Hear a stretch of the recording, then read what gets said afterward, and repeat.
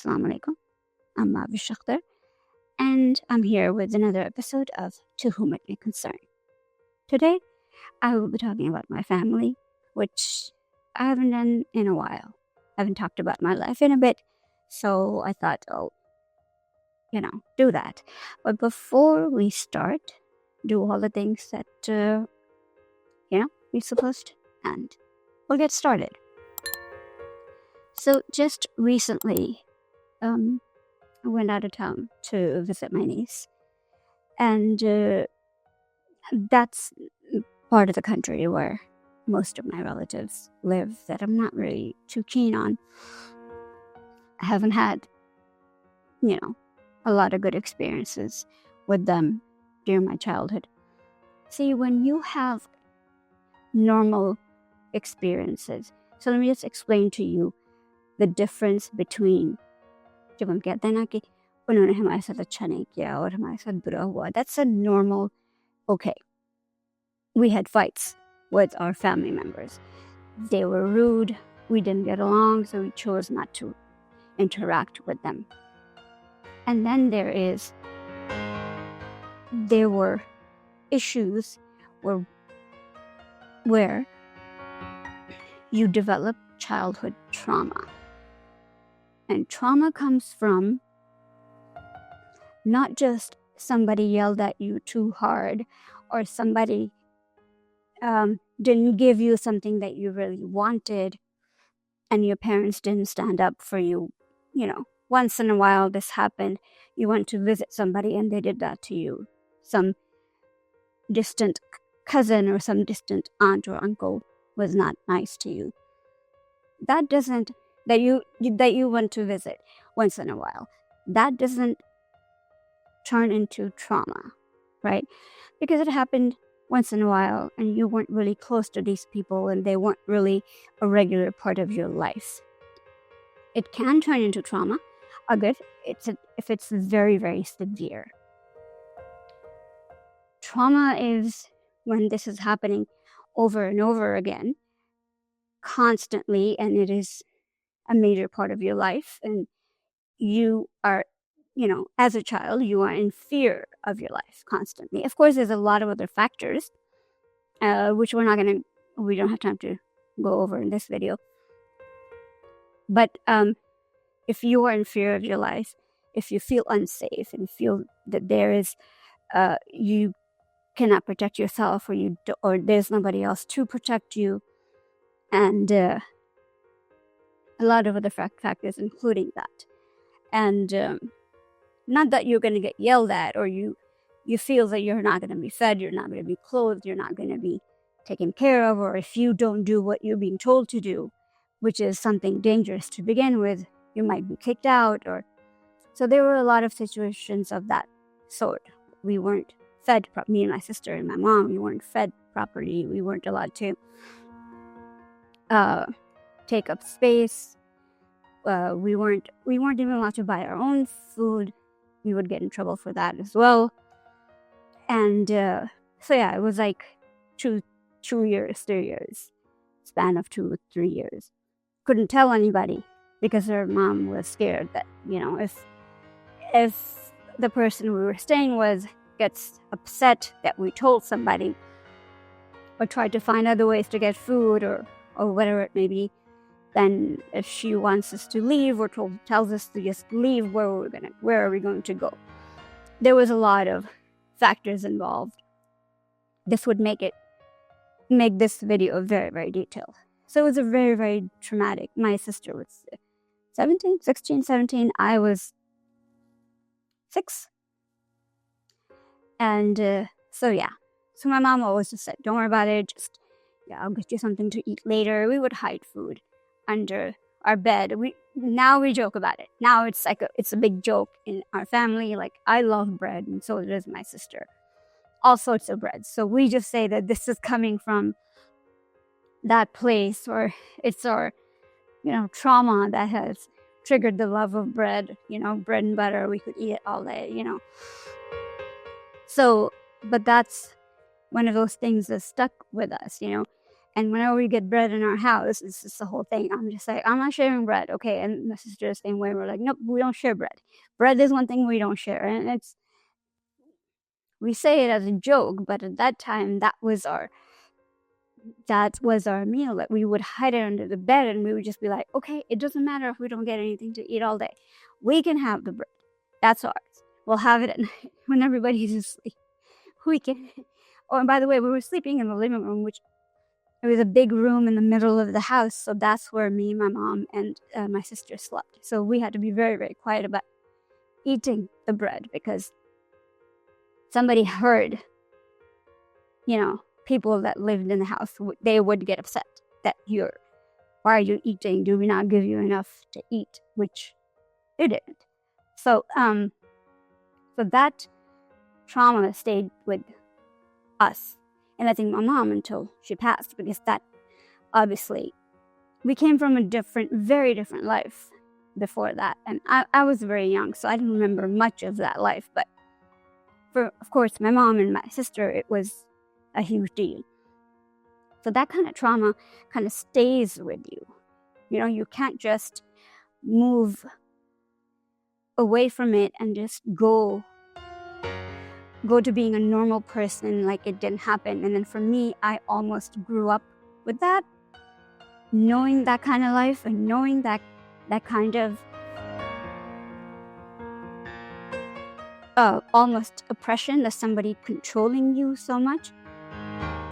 What I took from that is not controlling people and just letting people be, letting them who they want to be. And of course, right after that, I was still very, very young. But that is what got ingrained in me, to let people be, right? Where never tell anybody what to do. Never tell anyone how to live and what kind of person they should be. Anyways, besides the point. So when I went to visit this time, it's been so long. I thought I was over it in the sense that I saw them, visited them, spent time with them and their kids and their kids' kids. And of course, it's not the kids or the kids' kids or, extended families' fault. And yeah, we were okay. I just kept my distance from there on when I had the option to keep a distance. But I realized that trauma, I had gone to therapy, I had talked about it, I dealt with it in the ways that are proper and right. But I realized that it's really not as simple as anyone thinks. Because now I was around them more, and they were visiting more. I was having to go more because of and whatnot. And I was realizing that it wasn't that easy, because it wasn't about me holding on to it, because I wasn't, and I don't think about it very often, and it's not an active part of my life, but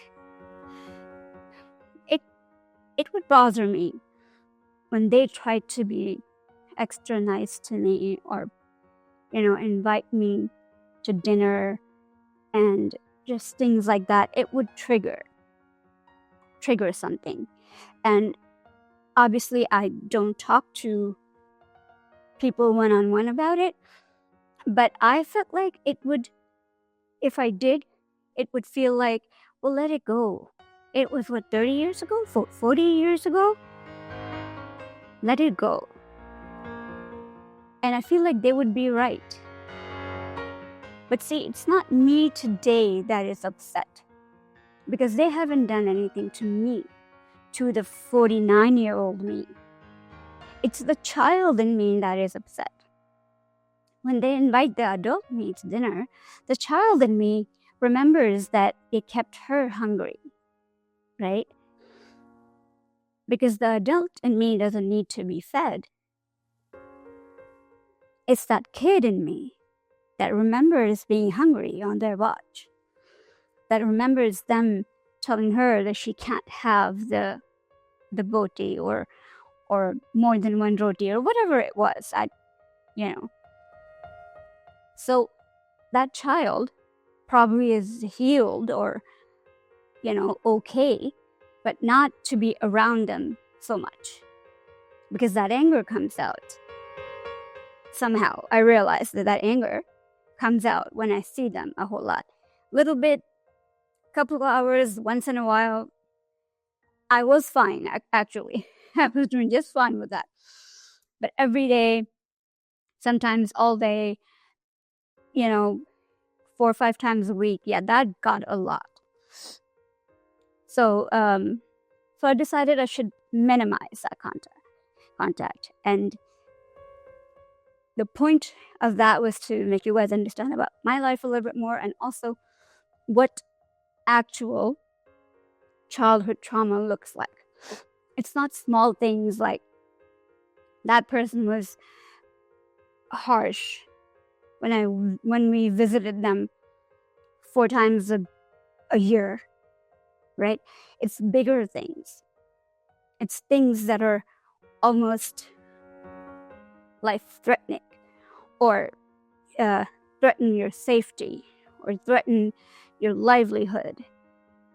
Like, our mom didn't speak up because she was afraid that this person can say, okay, fine, and leave if you don't like the way I'm treating your kids or the way you're staying here. Because we were getting money from, our uncles, and well, mainly our uncles, but the person whose house we were at, they were getting all the money. They would take the money, and then my mom didn't have anything in her hands. So, so these are the things that contribute to childhood trauma. And it's not something that can easily be taken care of.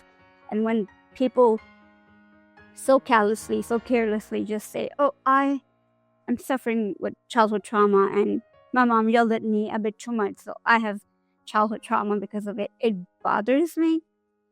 And this is not an attempt to just attack people randomly. That's not what I'm doing, but I'm just trying to differentiate between the two. My mom yelled at me too a lot.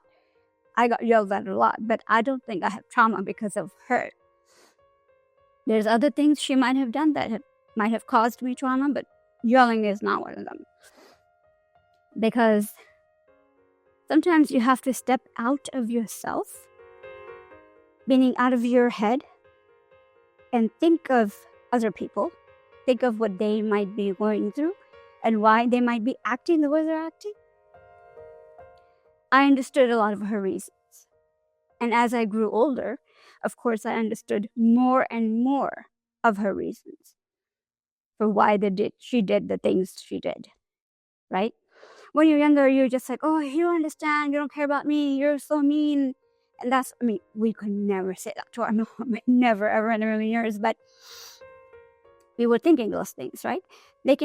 When we got older and got married and had kids of our own, we started to understand her reason. And even if we didn't agree, we started to understand her reasons more and more, right? But some people, to this day, for me, it's like, why? If you couldn't handle it, you could have just said no to taking on the responsibility, right? So that's a little bit about my childhood trauma and a little bit about trauma itself. But that doesn't mean that one cannot have trauma if it's not constant and it's not for years. Trauma can happen in many different ways and to many different people in many different stages of life. Mine started very, very young. I was at that time 5 years old, and it didn't start with the people that we went to stay with. It started before that, but we'll leave that for some other time. For now, thank you for listening, and I'll see you soon.